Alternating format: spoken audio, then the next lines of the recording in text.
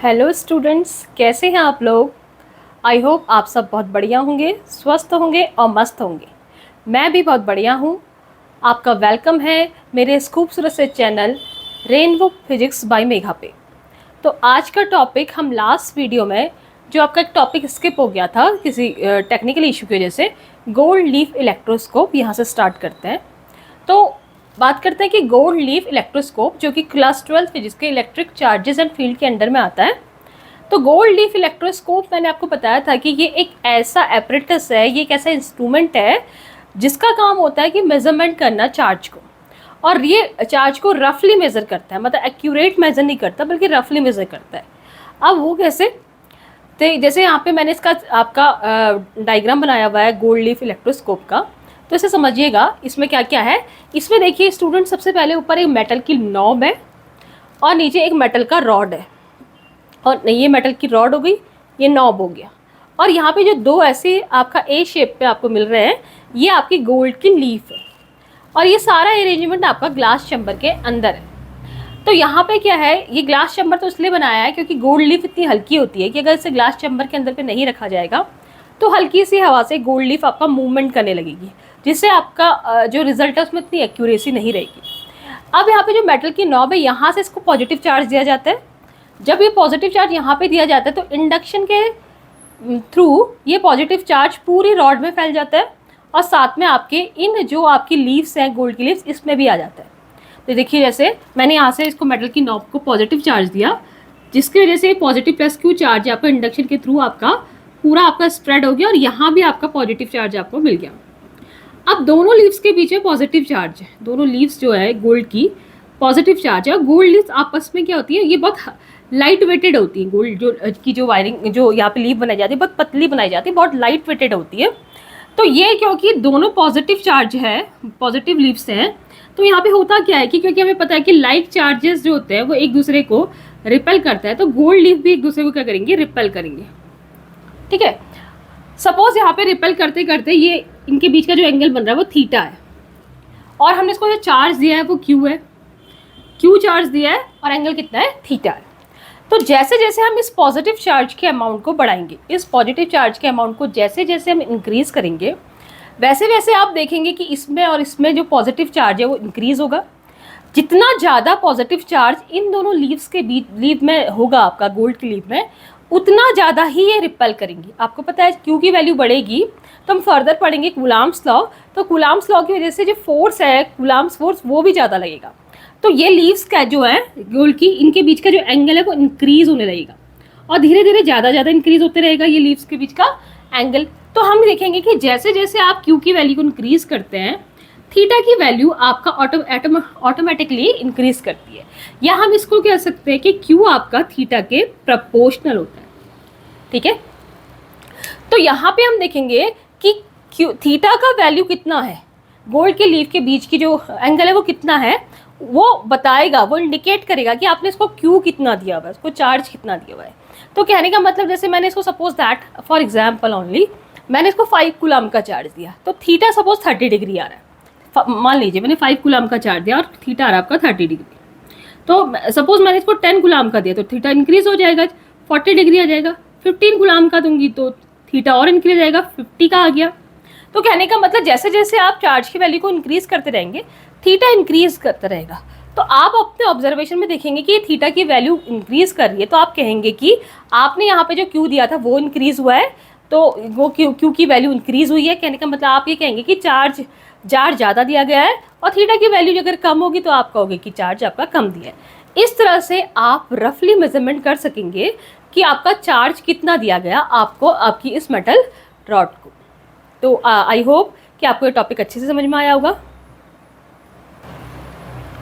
तो स्टूडेंट्स, मैंने आपसे कहा था कि हम इलेक्ट्रिक चार्ज के जस्ट बाद कुछ इससे रिलेटेड न्यूमेरिकल, जो क्वांटाइजेशन से रिलेटेड और उससे क्वांटाइजेशन ऑफ चार्ज से रिलेटेड और कुछ और चीज़ों से रिलेटेड न्यूमेरिकल उसको करेंगे। तो कुछ क्वेश्चन इसमें लिखे हैं, जैसे आप क्वेश्चन नंबर 1 देख सकते हैं।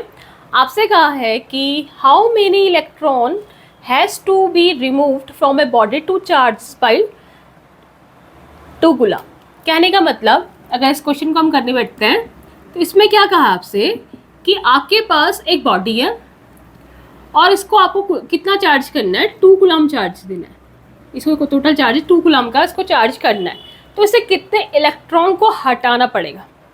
एक बात तो ऑब्वियस है कि कितने इलेक्ट्रॉन हटाएंगे, रिमूव करेंगे। रिमूव करने का मतलब इलेक्ट्रॉन की डिफिशियंसी, मतलब इसमें जैसा चार्ज आएगा प्लस 2 कूलम का चार्ज आएगा, ये बात तो ऑब्वियस है। देखिए इसका हम proper quantization of charge Q equal to N E से इजीली कर सकते हैं, लेकिन इससे भी शॉर्टेस्ट मेथड मैंने आपको बताया था कि अगर किसी बॉडी से 1 कूलम चार्ज आपका, किसी बॉडी में अगर 1 कूलम चार्ज आता है तो इसका मतलब उसमें 6.25 इंटू 10⁻18 इलेक्ट्रॉनों का ट्रांसफ़र, इतने इलेक्ट्रॉन्स का ट्रांसफर होता है। ये मैंने आपको शॉर्टकट बताया था, तो इस क्वेश्चन को आप शॉर्ट से कर सकते हैं। आपको पता है कि अगर 1 कूलम चार्ज आता है तो उसमें 6.25 × 10⁻18 इलेक्ट्रॉन ट्रांसफर होते हैं या रिमूव होते हैं, ठीक है। तो यहाँ पे कितना चार्ज आ रहा है, 2 कूलम। तो जब 1 कूलम में इतना है तो 2 कूलम में कितना, ऑब्वियस, इसको हम 2 से इंटू कर देंगे, 6.25 इंटू 2 10⁻18। तो हमने सॉल्व किया, ये आ गया आपका 12.50 इंटू 10⁻18। ज़्यादा स्टैंडर्ड फॉर्म में लिखोगे इसको तो इसे 1.250 कर दीजिए।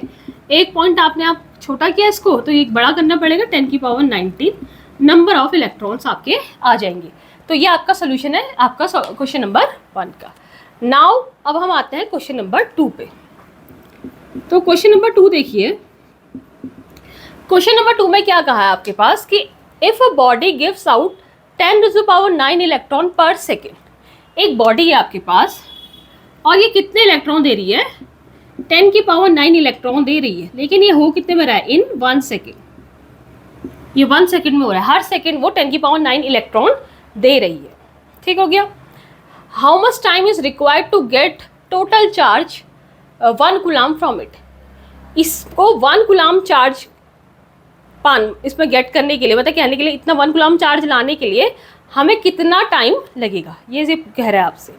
तो आपको सोचो पूछा क्या है कि इतना चार्ज आना चाहिए, लेकिन यहाँ पे जो नंबर्स दिए हैं वो इलेक्ट्रॉन दिए हैं। इसने कहा है कि इतने इलेक्ट्रॉन 1 सेकंड में आपके इससे बाहर जा रहे हैं, ये बॉडी से बाहर जा रहे हैं। तो हम निकाल सकते हैं कि 1 सेकंड में उस पर कितना चार्ज आया होगा, निकाल सकते हैं। कैसे, हमें पता है Q इक्वल टू होता है आपका NE, यहाँ पे दिया है N आपको 10⁹ और इलेक्ट्रॉनिक चार्ज होता है आपका 1.6 इंटू 10⁻−19।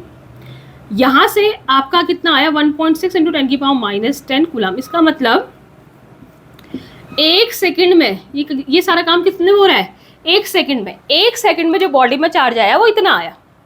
और क्वेश्चन में आपसे क्या पूछा है कि 1 कूलम चार्ज कितने टाइम में आएगा, ठीक है, कितने टाइम में आएगा। देखो आपको पता है कि 1.6 इंटू 10⁻10 कूलम जो चार्ज इसमें आ रहा है वो आ रहा है इस पर 1 सेकेंड में। और आपसे क्या पूछ रहा है कि 1 कूलम चार्ज कितने में आएगा। तो यूनिटरी मेथड अप्लाई करेंगे कि 1 कूलम कितने में आएगा, 1/1.6 इंटू 10⁻10 सेकेंड। इसको सॉल्व कर लेंगे तो ऊपर आ गया 10/16 और ये ऊपर की आ गया आपका 10⁻10, 10⁻10 ऊपर जाके 10⁻10 बना दिया। ये पॉइंट हटाया हो तो यहाँ पे आ गया आपका 0, इसे कैंसिल कर दिया और डिवाइड किया तो 0.625 इंटू 10⁻10।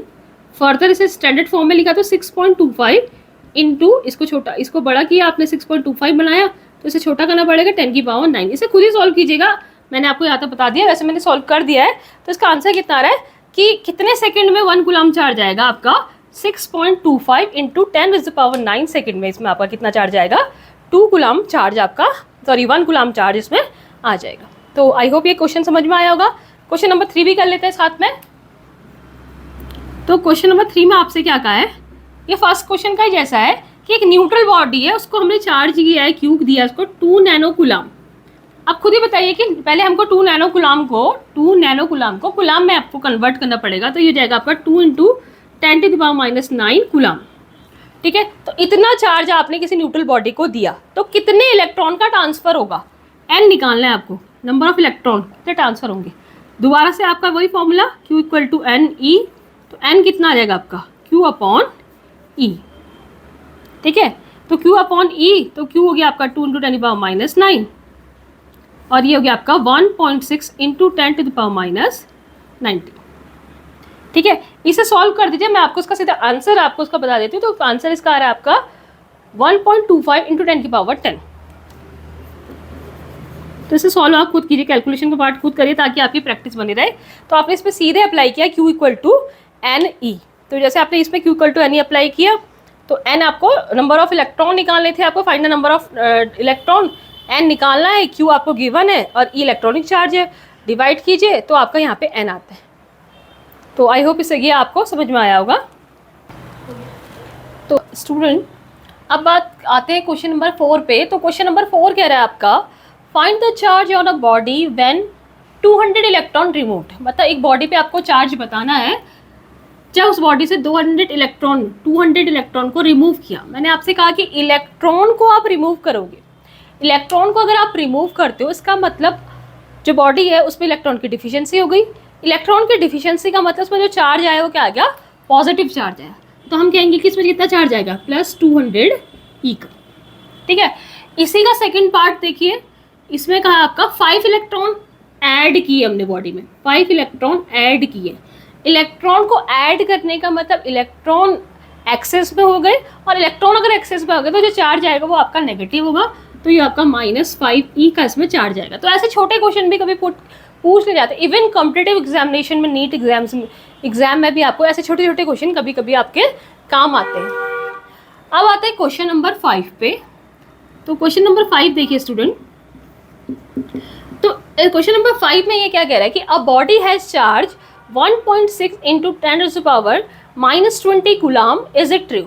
कि एक बॉडी में कह रहा है इतना चार्ज है, कितना चार्ज है, 1.6 इंटू 10⁻⁻20 कूलम का। क्या ये बात सही है, इज इट ट्रू और नॉट? ठीक है, देखिए इसको हम ऐसे भी कर सकते हैं। पहले तो हम इसको चले एक ट्रेडिशनल मेथड से करते हैं कि हमने कहा है कि Q इतना है बॉडी में, तो Q इक्वल टू एन ही अप्लाई करते हैं और n निकालने की कोशिश करते हैं कि कितने नंबर ऑफ इलेक्ट्रॉन इससे कनेक्ट होंगे, इससे रिलेटेड होंगे। तो ये Q था 1.6 10⁻⁻20 जो कि गिवन था। इलेक्ट्रॉनिक चार्ज 1.6 इंटू 10⁻⁻19 कैंसिल हुआ, तो 10⁻⁻20 -19 ऊपर जाके +19, तो 10⁻⁻1, या इसे हम 1/10 लिखेंगे। इसका मतलब n की वैल्यू फ्रैक्शन के फॉर्म में आ रही है। मैंने आपसे कहा था कि n आपका नंबर ऑफ इलेक्ट्रॉन होता है और इलेक्ट्रॉन एक पूरा हमेशा एक सिंगल एंटाइटी होती है, ये इसको हम फ्रैक्शन नहीं कर सकते। तो n अगर फ्रैक्शन में आ रहा है इसका मतलब इसका ये आंसर आपका गलत है, इसका मतलब ये ट्रू नहीं है। या हम इसको एज ए रिजल्ट देख सकते हैं कि अगर किसी बॉडी में इलेक्ट्रॉनिक चार्ज 1.6 इंटू 10⁻⁻19 कूलम जो कि इलेक्ट्रॉन का चार्ज होता है, इससे भी कम का चार्ज अगर हम किसी बॉडी में कह रहे हैं तो ये पॉसिबल नहीं है, ये एग्जिस्ट नहीं करता है। कहने का मतलब किसी भी बॉडी में इलेक्ट्रॉनिक चार्ज इलेक्ट्रॉन के जो चार्ज है 1.6 इंटू 10⁻⁻19 उससे बिलो का चार्ज, उससे कम का चार्ज एग्जिस्ट नहीं करता। ये ध्यान में रखिए। सीधे आप क्वेश्चन देखेंगे आपको लगेगा कि देखिए आपका इलेक्ट्रॉनिक चार्ज, जैसा आपने कहा कि यहाँ पे गिवन चार्ज 1.6 इंटू 10⁻⁻20 है, आपने कहा जो आपका इलेक्ट्रॉनिक चार्ज है वो है 1.6 10⁻⁻19, तो -20 उससे कम है। क्यों? क्योंकि माइनस में जा रही है पावर, तो -19 से -20 मतलब उससे कम है, तो इसका मतलब ये एग्जिस्ट नहीं करता, इसका मतलब आपका ये पॉसिबल नहीं है। ठीक है, अब बेटा हम लास्ट क्वेश्चन में आते हैं, क्वेश्चन नंबर 6 में। थोड़ा सा ट्रिकी क्वेश्चन है और ये क्वेश्चन कॉम्पिटिटिव लेवल में भी बहुत इंपॉर्टेंट एनसीईआरटी का क्वेश्चन है, ये आपका एनसीईआरटी पे का क्वेश्चन है, लेकिन ये कंपटीशन में भी आपका काफ़ी कॉम्पिटिटिव एग्जाम में भी देखने को मिल जाता है। इवन बोर्ड एग्जाम में भी आपको ये क्वेश्चन देखने को मिल जाएगा। अच्छा क्वेश्चन है। तो क्वेश्चन कह रहा है आपका हाउ मच पॉजिटिव और negative charge is there in a cup of water. एक कप आपका पानी है, ये एक कप ऑफ वाटर है, इसमें क्या भरा हुआ है आपका पानी H2O। ठीक है, इसमें कितने पॉजिटिव या नेगेटिव चार्ज होंगे? देखिए जितने इसमें पॉजिटिव चार्ज होंगे उतने नेगेटिव। तो अगर आप पॉजिटिव चार्ज निकालते हैं तो नेगेटिव आपका ऑटोमेटिकली वही आंसर इसका सेम रहेगा आपका। तो आपसे कहा कि एक कप पानी है, उस पर कितने पॉजिटिव या नेगेटिव चार्ज है। हमें बताया नहीं कि इस कप की क्वांटिटी क्या है, इसमें कितनी क्वांटिटी का आपका पानी आता है। तो जब आपको बताया नहीं होगा तो आप इसका स्टैंडर्ड साइज ले लेंगे 250 ग्राम लगभग। अगर क्वेश्चन में आपको गिवन है कि 100 ग्राम का है, 200 ग्राम का कप है, कप कंटेन करता है कप, तो आप उससे लेंगे, लेकिन आपको जब कोई इन्फॉर्मेशन नहीं दिया है तो आप अपनी तरफ से क्या लेंगे, 250 ग्राम। तो हमने कहा कि यहाँ पे जो पानी है वो कितना है आपका, 250 ग्राम पानी है, ये हमारा हमने ले लिया।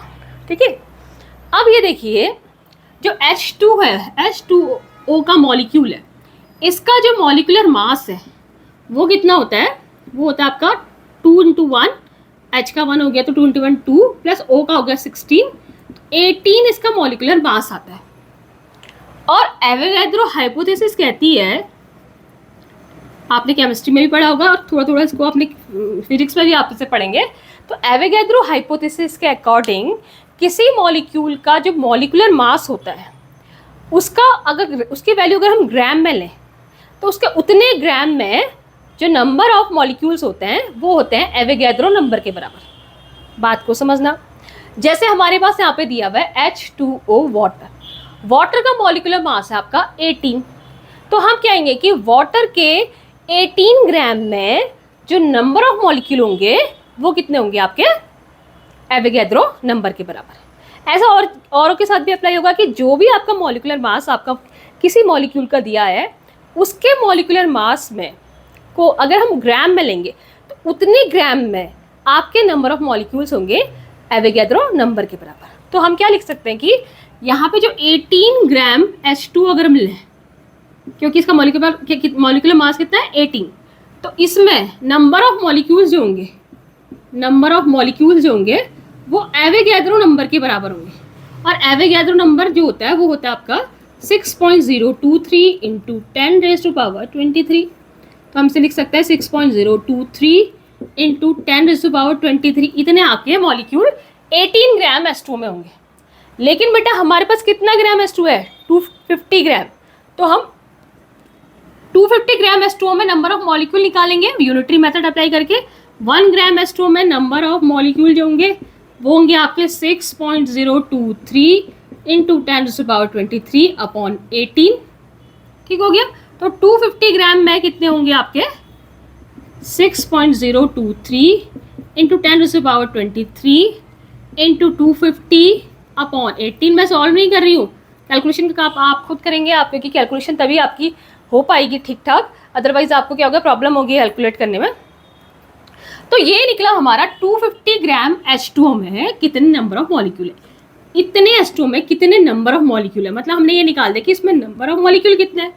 बट स्टूडेंट हमसे पूछा क्या है कि इसमें कितना पॉजिटिव चार्ज, ये पूछा हमसे, तो हमें नंबर ऑफ मॉलिक्यूल के भी अंदर की बात करनी पड़ेगी। देखिए हमें पता है कि ये तो हमारे किसके क्या निकले, नंबर ऑफ मॉलिक्यूल, लेकिन हमें ठीक है नंबर ऑफ पॉजिटिव चार्ज। ठीक है, तो हम देखेंगे इसका एक, अगर हम वो देखेंगे H2O का एक मॉलिक्यूल देखेंगे तो इसका एटॉमिक नंबर अगर हम देखेंगे तो वो होगा आपका 2 + 8, मतलब 10 इसका एटॉमिक नंबर होता है। और जो H2O का एटॉमिक नंबर होगा वही उतने ही नंबर ऑफ प्रोटॉन इसमें होंगे या नंबर ऑफ पॉजिटिव चार्ज इसमें होंगे, तो इतने ही नंबर ऑफ पॉजिटिव चार्ज इसमें होंगे। कहने का मतलब H2O के एक मॉलिक्यूल में 1 मॉलिक्यूल H2 है आपका, ये कितना है आपका 1 मॉलिक्यूल H2। अब इसके एक मॉलिक्यूल में पॉजिटिव चार्ज कितने हैं 10, ध्यान रखना एक मॉलिक्यूल में H2O के जो पॉजिटिव चार्ज है वो 10 है। अभी हमने इतने नंबर ऑफ मॉलिक्यूल निकाले 250, हमने कहा टोटल इस कप में जो नंबर ऑफ मॉलिक्यूल है वो इतने हैं। ठीक है, तो हम कहेंगे इतने में कितने होंगे आपके 6.023 × 10⁻23 × 250 अपॉन 18 मॉलिक्यूल में कितने पॉजिटिव चार्ज होंगे। तो ये क्या हो जाएगा, इससे मल्टीप्लाई 10 से मल्टीप्लाई हो जाएगा, तो 6.023 × 10⁻23 × 250 × 10 अपॉन 18, ये आ गया आपके नंबर ऑफ पॉजिटिव चार्ज। जो भी आएगा सॉल्व करके वो क्या आ जाएगा आपका नंबर ऑफ पॉजिटिव चार्ज। ये नंबर ऑफ नेगेटिव चार्ज भी होगा क्योंकि जितने पॉजिटिव है उतने नेगेटिव भी होंगे। अब ये नंबर ऑफ पॉजिटिव चार्ज है, लेकिन हमसे पूछा है कि इसमें how much positive and negative के नंबर नहीं पूछा बल्कि उसका चार्ज पूछा है, क्यों पूछा हुआ है। तो हम अप्लाई करेंगे Q = N × E। ये आपका N आया, इसकी वैल्यू को पुट कर देंगे यहाँ पे, जो ये आपकी N की वैल्यू आई है इसे पुट करेंगे। साथ में इलेक्ट्रॉनिक चार्ज 1.6 × 10⁻−19 गुलाम, और इसे सॉल्व कर देंगे। मैं आपको इसका फाइनल आंसर बता देती हूँ स्टूडेंट कि कितना इसका फाइनल आंसर आ रहा है। तो इसका फाइनल आंसर जो आ रहा है वो आ रहा है आपका 1.33 इंटू 10⁻7 कूलाम। आप चेक कर लीजिएगा इसको, 7 कूलाम इतना आंसर है। तो थोड़ा सा एक बार और मैं इसको आपको एक बार से रिपीट कर दे रही हूँ ताकि आपको कन्फ्यूजन ना रहे। बहुत अच्छा क्वेश्चन है, एनसीईआरटी में भी ये क्वेश्चन, और ये क्वेश्चन आपका कॉम्पिटिटिव लेवल पे और इवन बोर्ड पे और कॉम्पिटिटिव लेवल दोनों पे दिखने को मिलता है। तो ये आपसे क्या कह रहा है कि आपके पास कितने पॉजिटिव और नेगेटिव चार्ज, टोटल चार्ज होगा एक कप वाटर में। हमने कहा एक कप वाटर की हमें कोई क्वांटिटी नहीं दी है कि कितना एक कप वाटर है, तो हमने इसे 250 ग्राम एक स्टैंडर्ड साइज मान लिया। तो हमने क्या कहा कि 250 ग्राम में तो का जो मॉलिक्यूलर मास 250 ग्राम है इसका, ठीक है, H2 इसमें टोटल H2 का मॉलिक्यूलर मास हमने कहा 18 है, और मॉलिक्यूलर मास में अगर ग्राम लगा दे तो उतने में जो नंबर ऑफ मॉलिक्यूल होते हैं वो एवोगैड्रो नंबर के बराबर होते हैं। ये एवोगैड्रो हाइपोथेसिस कहती है। तो हमने कहा 18 ग्राम H2 में नंबर ऑफ मॉलिक्यूल्स आपके इतने हैं, तो 250 ग्राम में हमने यूनिटरी मेथड लगा के निकाल दिए कितने नंबर ऑफ मॉलिक्यूल है। लेकिन ये तो इसमें कितने नंबर ऑफ मॉलिक्यूल आए, लेकिन मैं बात करनी है पॉजिटिव या नेगेटिव चार्ज की। तो हमने कहा एक मॉलिक्यूल में जो पॉजिटिव चार्ज है वो कितना है 10, उतना ही नेगेटिव भी होगा। तो हमने कहा कि एक मॉलिक्यूल में 10 आपका है, तो इतने जो हमारे मॉलिक्यूल निकल रहे हैं उसमें इतने नंबर ऑफ पॉजिटिव चार्ज होंगे। लेकिन हमसे नंबर ऑफ पॉजिटिव चार्ज नहीं बल्कि कितना चार्ज की वैल्यू पूछी है। तो हमने Q = NE अप्लाई किया, N की वैल्यू ये पुट करी, E की वैल्यू इलेक्ट्रॉनिक चार्ज, सॉल्व किया तो हमारा आ गया चार्ज की वैल्यू। तो स्टूडेंट, आई होप कि आपको ये वाला न्यूमेरिकल अच्छे समझ में आया होगा। अगर आपको कोई प्रॉब्लम है तो आप कमेंट सेक्शन में डाल सकते हैं, मैं इसे दोबारा अलग से एक्सप्लेन कर सकती हूँ। तो स्टूडेंट, एक इलेक्ट्रिक चार्ज में मुझे लगता है कि दो चीज़ें मैं और आपको इंक्लूड कर देती हूँ ताकि ये पूरा कंप्लीट हो जाए। एक आपका कभी कभी पूछा जाता है स्पेसिफिक चार्ज, एक टर्म पूछा जाता है स्पेसिफिक चार्ज।